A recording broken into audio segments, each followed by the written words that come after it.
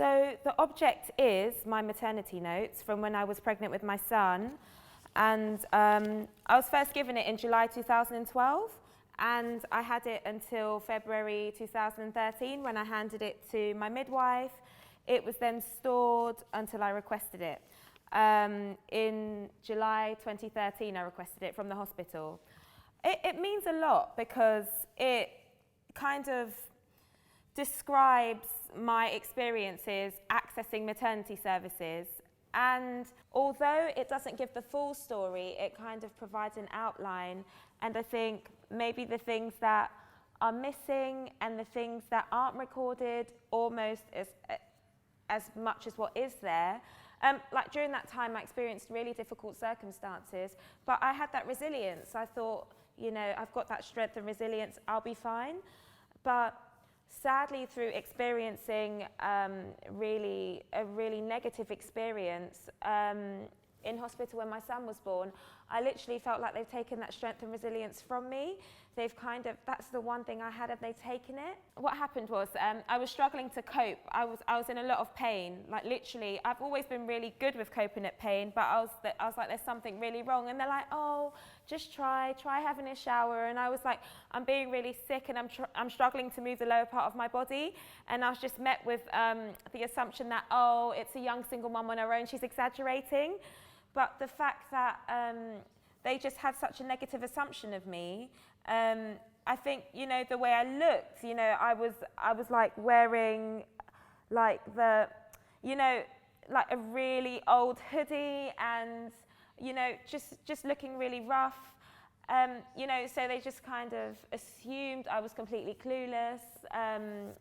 And the more I kind of came up with really extreme symptoms, like I can feel my pelvis being crushed, I'm stuck, I can't move, it just kind of confirmed diagnosis that I was just odd and exaggerating.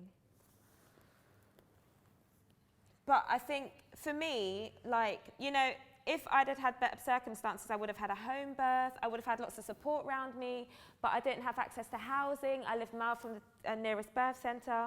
I didn't have any, I had a very limited support network. So realistically, the only option I had was to walk to the nearest hospital, which was like a high-risk hospital. And this is like a city in England, but I was like somebody who was like someone who was like in the poorest countries, where I was like walking backwards and forwards to the hospital. And this happened over several days. So they said you had to get a taxi, and where I'd had difficult circumstances, where I'd experienced domestic violence, there was, hold on a sec, there were certain reasons why being in a taxi was, why I didn't feel safe.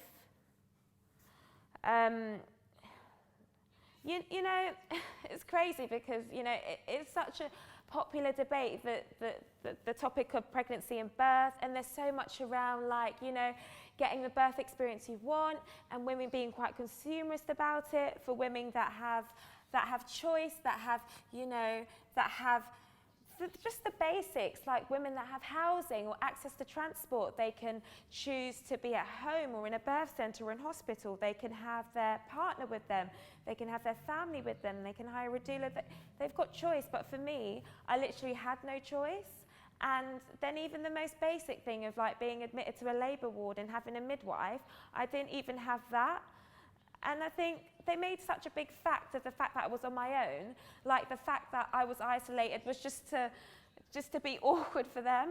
And I think it's just such a kind of basic thing that, you know, any sort of pregnancy book, any kind of health promotion material talks about birth partners.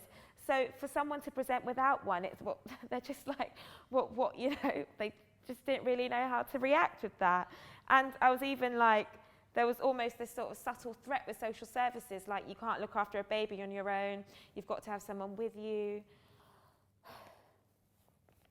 And I think this is something that's probably true through looking through my notes and looking through my wider story. Like at that point in my life, that kind of sense of self-efficacy just wasn't there. And you know, when you look at people that are vulnerable accessing services, to expect people that are the most vulnerable to be assertive and to kind of speak out for themselves is just not necessarily something that's realistic. And I think that's why it's really important to look at just bridging that gap and looking at barriers, and particularly looking at that kind of peer-based approaches to kind of look at just sometimes that gap between professionals and people accessing services. Like I've trained in social work, so I have an insight into that approach, but there is a lot of fear around risks to newborn babies and very young babies.